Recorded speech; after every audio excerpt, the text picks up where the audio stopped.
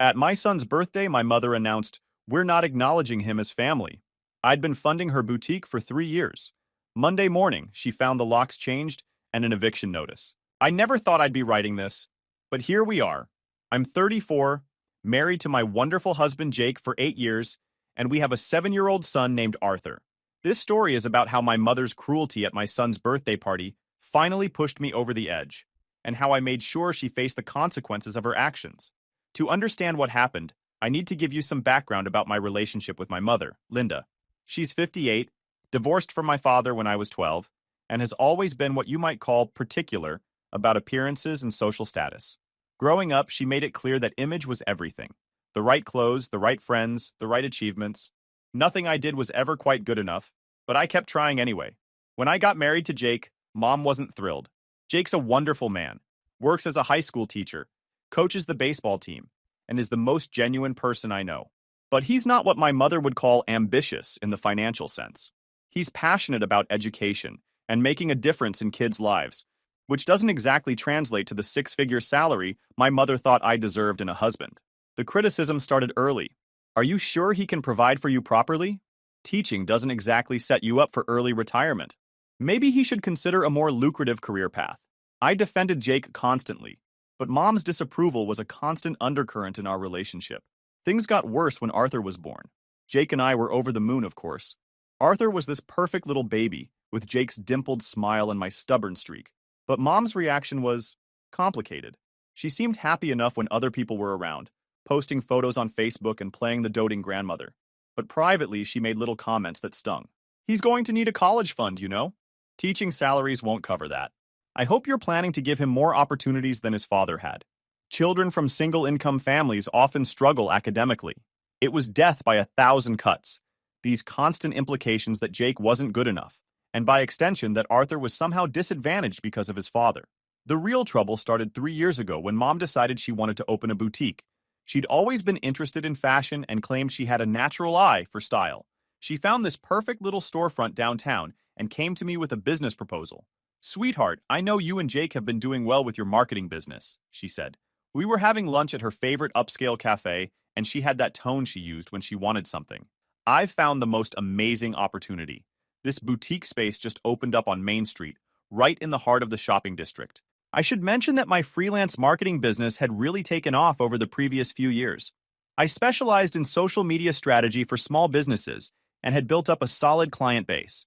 Jake and I were comfortable, not wealthy, but we could afford our mortgage, save for Arthur's education, and take a nice vacation once a year. The thing is," Mom continued, "I need some initial investment.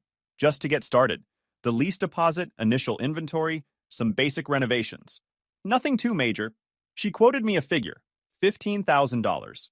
It was a significant chunk of our savings, but not devastating. And honestly, I was excited about the idea of my mom finally pursuing something she was passionate about. Maybe this would make her happier, more fulfilled. Maybe she'd finally stop making those cutting remarks about Jake's career. "I'll pay you back within the first year," she promised.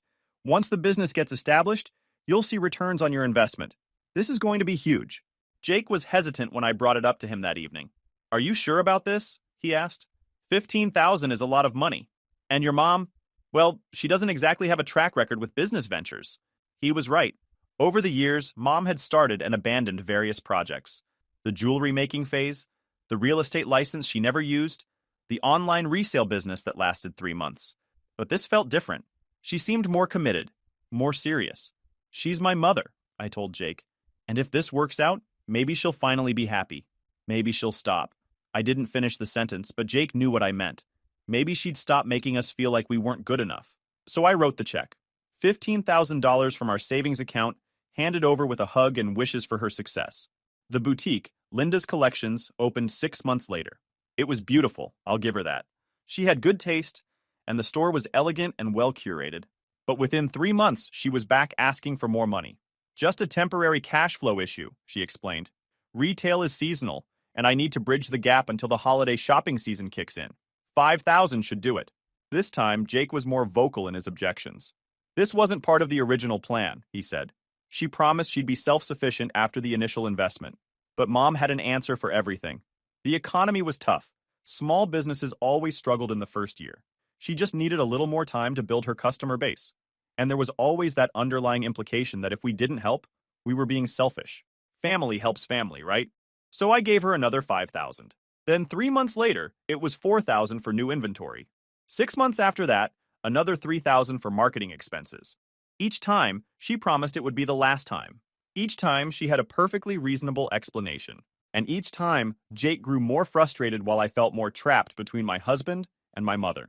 The worst part was that despite all the money we'd invested, Mom's attitude toward Jake and Arthur never improved. If anything, it got worse. She seemed to view our financial support as validation that we could afford to help her because my business was successful, but she still treated Jake like he was somehow inadequate.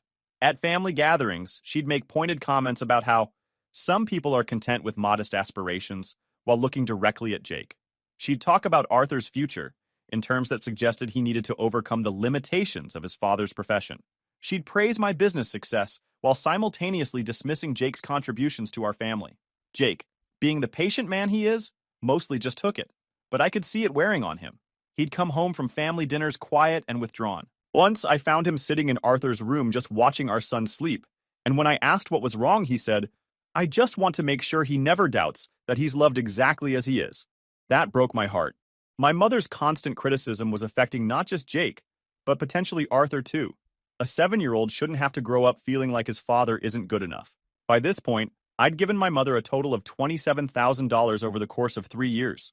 $27,000 from our family's savings, our son's college fund, our emergency account. And instead of gratitude, I got more criticism and demands for additional investments. The final straw came last month at Arthur's 7th birthday party. We'd planned a small celebration at our house, just family and a few of Arthur's friends from school. Jake had spent weeks planning activities and games. He'd built an obstacle course in the backyard, organized a treasure hunt, and even arranged for one of his former students who does magic shows to come entertain the kids.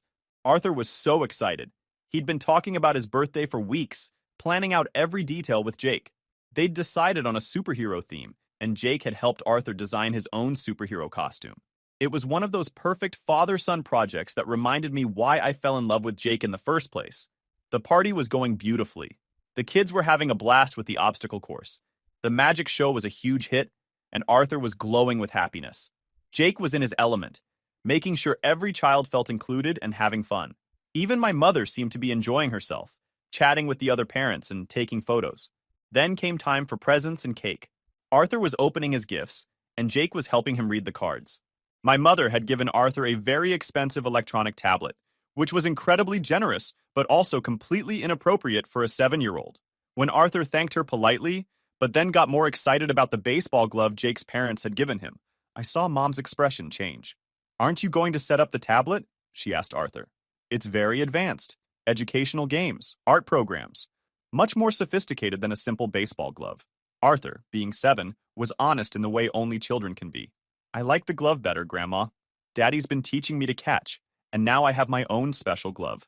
The look on my mother's face was something I'll never forget. Pure disdain mixed with disappointment. But she smiled and said, "Of course, sweetheart," in that tone adults use when they're placating children. After the presents, we moved to the cake ceremony. Jake had ordered a custom superhero cake that looked exactly like the character Arthur had invented. Arthur was practically vibrating with excitement as we lit the candles and started singing "Happy Birthday." That's when my mother decided to have her conversation with Mrs. Peterson, one of the other parents. I was standing right next to them, close enough to hear every word. Mrs. Peterson was complimenting Jake on what a wonderful father he was and how creative the party activities were. "Oh, yes," my mother said in that particular tone she used when she wanted to sound gracious while being anything but. "Jake certainly tries his best, though of course we're not really acknowledging him as family." Mrs. Peterson looked confused. "I'm sorry." "Well," Mom continued, apparently not noticing that I was right there listening to every word, "he's just never really lived up to our family's standards. Teaching is fine for some people, I suppose, but we had hoped our daughter would marry someone with more ambition, someone who could provide better opportunities." My blood went cold. Mrs. Peterson looked incredibly uncomfortable and glanced over at me, clearly not knowing how to respond. But Mom wasn't done. "And of course, Arthur is such a sweet boy, but he's going to need extra guidance to overcome his father's limitations. We're hoping he'll develop more drive than Jake has shown. It's concerning when a child gets too attached to a parent who lacks ambition." That was it. That was the moment something snapped inside me. My son was 7 years old. It was his birthday party, and my mother was standing there telling a near stranger that we didn't acknowledge his father as family, that his father was somehow deficient, and that Arthur needed to be protected from Jake's influence. Jake was across the yard at that moment, helping a shy little girl join the group games, making sure she felt included and welcome. Arthur was showing off his new baseball glove to anyone who would look, proud and happy and completely oblivious to the poison his grandmother was spreading about his father. I excused myself from the conversation and went inside to our bedroom. I needed a moment to process what I'd just heard, to figure out how to handle this without making a scene at my son's party. But the more I thought about it, the angrier I got. 3 years. 3 years I'd been funding my mother's boutique dream, while she systematically undermined and disrespected my husband. $27,000 I'd invested in her business, while she told people we didn't acknowledge Jake as family. I sat on my bed and did some quick math on my phone. $27,000 was more than half of Jake's annual salary. It was money that could have gone to Arthur's education, to home improvements, to family vacations, to our retirement fund. Instead, it had gone to supporting a woman who had just publicly declared that she didn't consider my husband part of our family. The party ended without further incident. I managed to get through the rest of the afternoon by focusing entirely on Arthur and making sure he had a wonderful day. But inside, I was planning. That evening, after Arthur had gone to bed exhausted and happy from his party, Jake and I were cleaning up. He was his usual cheerful self, talking about how much fun the kids had seemed to have, and already planning ideas for next year's party. "Did you see Arthur's face during the magic show?" he was saying as he stacked chairs. "I thought his eyes were going to pop right out of his head when the rabbit appeared. I couldn't take it anymore." "Jake," I said, "we need to talk." Something in my tone made him stop stacking chairs and give me his full attention. I told him what my mother had said to Mrs. Peterson. I watched his face go through a series of emotions: confusion, hurt, anger, and finally, a kind of resigned sadness that broke my heart. "I'm sorry," he said quietly. "I know she's your mother, and I know you've been trying to maintain a relationship with her. I should have said something sooner about how uncomfortable her comments make me." "No," I said firmly. "You shouldn't have had to say anything. I should have shut this down years ago. I should have protected you and Arthur from her toxicity." Jake sat down heavily on the couch. "What do you want to do?" That's when I told him about the money.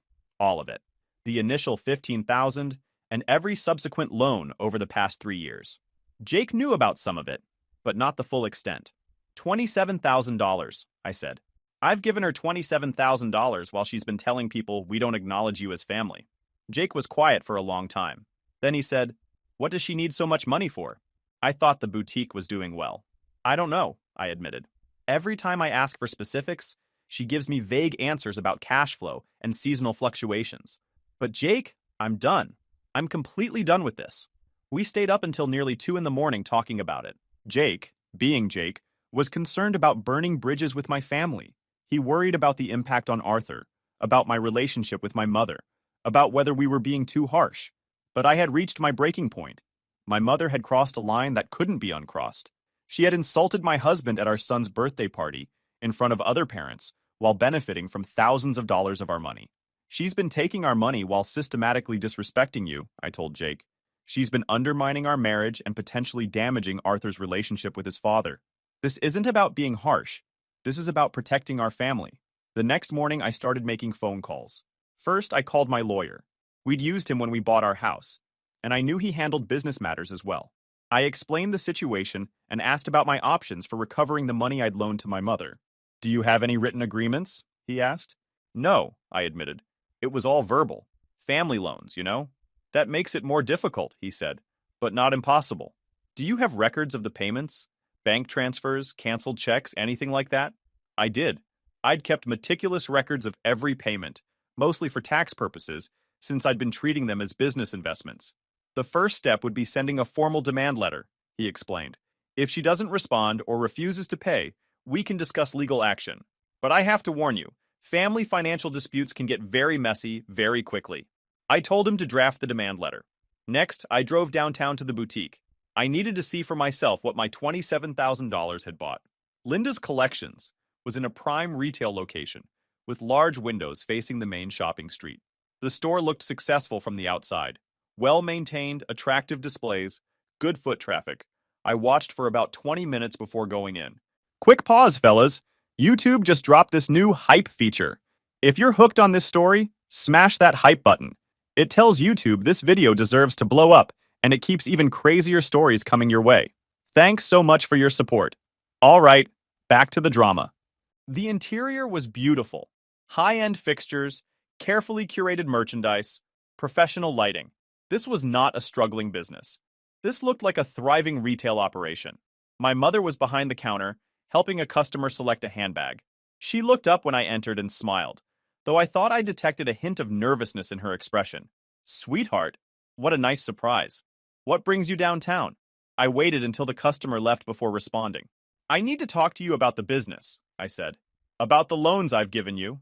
Her demeanor changed immediately. Oh, well, yes. Things are still a bit tight, but I'm optimistic about the holiday season. December is always our biggest month. Mom, I said, I need you to be completely honest with me. How much money are you actually making here? She gave me the same vague answers she always did. Overhead costs, seasonal fluctuations, the challenges of small business ownership. But I pressed harder this time.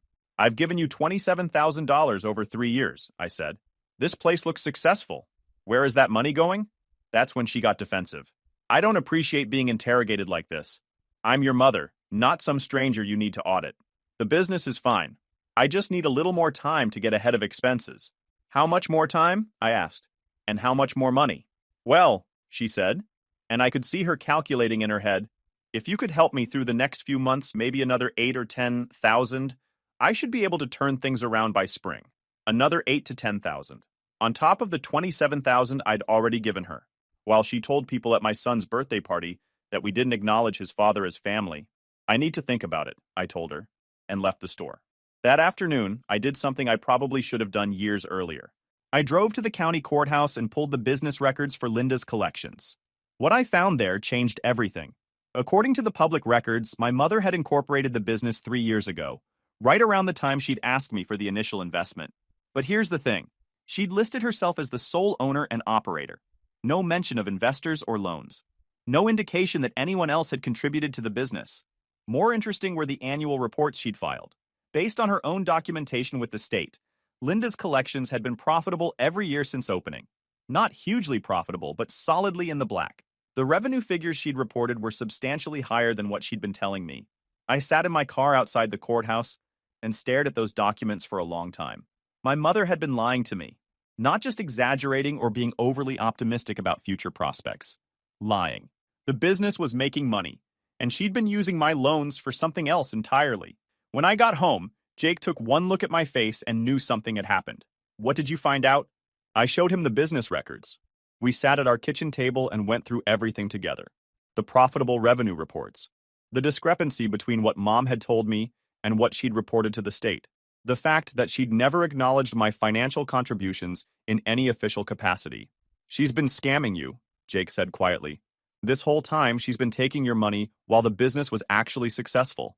The next morning, I called my lawyer again and told him what I'd discovered. He was very interested in the business records and asked me to bring them in along with all my payment documentation. This changes things significantly, he said after reviewing everything. We're no longer talking about failed business loans. This looks more like fraud. He explained my options. I could file a civil lawsuit to recover the money. I could report it to the police as fraud. Or I could try one more time to resolve it privately with a strongly worded demand letter. What do you recommend? I asked. Given that it's family, I'd suggest the demand letter first, but make it clear that if she doesn't respond appropriately, you're prepared to take legal action. Sometimes that's enough to motivate people to do the right thing. The demand letter was delivered to my mother on a Thursday. It laid out everything, the total amount she'd borrowed, the lies she'd told about the business's financial status, and the deadline for repayment. She had 14 days to respond with either full repayment or a concrete plan for returning the money. She called me that same evening, furious. How dare you send lawyers after me? She screamed into the phone. I'm your mother. Family doesn't threaten family with lawsuits. Family doesn't lie to family either, I said calmly. Family doesn't take money under false pretenses. And family certainly doesn't publicly humiliate family members at children's birthday parties. What are you talking about? Arthur's party, Mom. Your conversation with Mrs. Peterson about how we don't acknowledge Jake as family. There was a long silence. You're taking that completely out of context, she finally said. I was just explaining. You were explaining how you don't consider my husband part of our family while I've been funding your business with thousands of dollars of his money. It's not his money, it's yours. We're married, Mom. We're a team, an actual family. Something you apparently don't understand. The conversation went downhill from there. She accused me of being ungrateful, of choosing Jake over my own mother, of being manipulated by him into attacking her. She said I was ruining her business and her life over a misunderstanding. Pay me back, I said. Pay back the $27,000 you borrowed under false pretenses, and we can start talking about rebuilding our relationship. I don't have $27,000, she shouted. Then we have a problem, I said, and hung up. The 14-day deadline came and went with no response from my mother. No payment plan, no acknowledgement of the debt, nothing. According to my lawyer, that meant we could proceed with legal action. But before we got that far, I decided to do a little more investigation. I'd been wondering what my mother was actually doing with all the money if the boutique was profitable. So I hired a private investigator. I know that sounds dramatic, but I needed to know where our family's money had gone. What the investigator found was both shocking and somehow not surprising at all. My mother had been living far beyond her means. Not just with the boutique, but with everything. She'd been taking expensive vacations that she'd never mentioned to me. She'd bought a new car that she'd somehow hidden from us during family visits. She'd been shopping at high-end stores and dining at expensive restaurants several times a week. More significantly, she'd been gambling. Not just buying lottery tickets, but serious gambling. Casino trips, online poker, sports betting. The investigator found evidence of substantial losses over the past 2 years. My $27,000 hadn't gone to business expenses or even normal living costs. It had subsidized a lifestyle of luxury and gambling that she couldn't afford on her own. When I saw those reports, I felt something I'd never felt toward my mother before. Complete disgust. She had taken money from her daughter's family, money that belonged to her grandson's future, and gambled it away while criticizing the very people she was stealing from. That's when I made my final decision. I called the property management company that owned the building where Linda's collections was located. I explained that I was considering legal action against my mother and wanted to understand the terms of her lease. What I learned was very interesting. The lease was month to month, not a long-term commitment, and my mother was actually behind on rent. She owed 3 months' worth of payments and was at risk of eviction. That gave me an idea. I met with the property management company and made them an offer. I would pay my mother's back rent and take over the lease for the boutique space. They were happy to work with me since I had better credit and actual assets to back up the lease agreement. The transfer was completed on a Friday afternoon. I arranged for the locks to be changed over the weekend and had an eviction notice prepared for my mother. Monday morning, my mother showed up to open her boutique and found she couldn't get in. The locks had been changed, and there was a notice taped to the door explaining that the lease had been transferred due to non-payment of rent. She called me immediately, screaming so loudly that Jake could hear her from across the room. "What have you done? What have you done to my store?" "I protected my investment," I said calmly. "You borrowed $27,000 from me to fund this business, then lied about its financial status while refusing to pay me back. So I've taken ownership of the business assets to recover my money. You can't do this. This is my store. I built this." "With my money," I reminded her. $27,000 of my money, which you've refused to repay despite the business being profitable. So now the business belongs to me. It was legally complicated, but my lawyer had assured me that we had a strong case. My mother had used my money to establish and maintain the business, while lying about its financial status. The fact that she was behind on rent just made the transfer easier to execute. The eviction notice gave her 48 hours to remove her personal belongings from the premises. After that, everything in the store would be considered part of the business assets. She showed up at my house that evening with my father. Yes, my father, who I hadn't spoken to in months, and who rarely got involved in family drama. She'd apparently called him in desperation, and he'd driven over to try to mediate. "Honey," he said when I opened the door, "don't you think this is a bit extreme?" "She's your mother." "She's a thief," I said. "She's been stealing from her own daughter's family for 3 years, while insulting and undermining my husband. I'm done enabling her." My mother was crying, which might have moved me a few months earlier. But after everything I'd learned about how she'd been spending our money, after what she'd said at Arthur's birthday party, I felt nothing but anger. "Please," she said, "I'll pay you back. I just need more time. You can't take my store away from me." "You had 3 years to pay me back," I said. "You had 14 days to respond to the demand letter. You chose to ignore both opportunities. So now I'm protecting my family's interests." "What am I supposed to do now?" she asked. "This store is all I have." "You should have thought about that before you decided to gamble away my son's college money," I said. The look of shock on both my parents' faces told me they hadn't known about the gambling. My father turned to look at my mother with an expression I'd never seen before. Gambling? He said quietly. I told them everything the private investigator had found. The casino trips, the online betting, the expensive lifestyle funded by money she'd borrowed under false pretenses. By the time I finished, my father looked like he'd aged 10 years. Linda, he said to my mother, is this true? She tried to deny it at first, then minimize it, then blame me for invading her privacy. But the evidence was overwhelming, and eventually she broke down and admitted it all. I had a problem, she sobbed. I thought I could win it back. I thought if I could just hit a big win, I could pay everyone back and everything would be fine. You stole from your own daughter, my father said. His voice was quiet, but I could hear the anger underneath. You took money from Arthur's future and lost it gambling. I was going to pay it back. With what? I asked. More borrowed money? More lies about business expenses? How long did you plan to keep this going? She didn't have an answer. My father apologized to me before they left. He said he'd had no idea what was going on, and that he'd make sure my mother got help for her gambling problem. But he also said he understood why I'd taken the action I had. She needs to face consequences, he said. This has gone too far. The transition of the boutique business was actually smoother than I'd expected. The existing staff was happy to stay on, and they knew the customer base and operations better than I did anyway. I hired a manager to handle day-to-day operations and focused on understanding the financial side of the business. What I found was that my mother had been telling the truth about one thing. The business was successful. Very successful, actually. The profit margins were excellent, and there was plenty of room for growth. Within 3 months, I'd not only recovered my initial investment, but started seeing substantial returns. The $27,000 I'd loaned to my mother was fully recouped within 6 months of taking over the business. My mother, meanwhile, was struggling. Without the boutique income and unable to access any more of my money, she was forced to confront her financial reality. My father told me she'd entered a gambling addiction program and was working with a financial counselor to address her debts. She'd also lost her apartment. The expensive downtown place she'd been renting was way beyond her means without the additional income stream she'd been getting from me. She'd had to move into a much smaller, more affordable place across town. Part of me felt bad for her. She was my mother, after all, and seeing her struggle was difficult. But every time I started to soften, I remembered Arthur's birthday party. I remembered her telling Mrs. Peterson that we didn't acknowledge Jake as family. I remembered the years of subtle and not-so-subtle criticism of my husband while she was taking thousands of dollars from our family. Jake, being the good man he is, occasionally suggested that maybe we should help her with basic necessities. I don't want you to have regrets, he said. If something happened to her, and you felt like you could have helped, but honestly, I didn't feel guilty. I felt relieved. For the first time in years, I wasn't walking on eggshells around my mother, trying to manage her emotions while protecting my husband from her criticism. I wasn't lying awake at night, worrying about how much money she might ask for next. The boutique became a legitimate part of my business portfolio. I expanded it into online sales and added a few new product lines.